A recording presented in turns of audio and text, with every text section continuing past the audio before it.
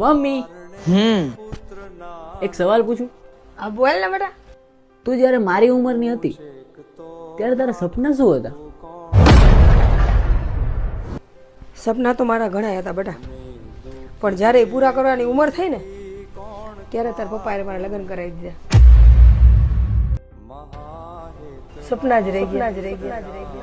પણ આજે તને આગળ વધતા અને મોટો થતા જોઉં ને એ જ મારું સપનું છે. એટલે આ દુનિયા માટે નહીં પણ મારા માટે દુનિયાનો સૌથી મોટો માણસ બનીને મને બતાવજે. માથી મોટું કોઈ નહીં, ભલે ને હોય જળધર કે જગદીશ, સૌ કોઈ નમાવે શીશ, અંબા આગળ આલિયા.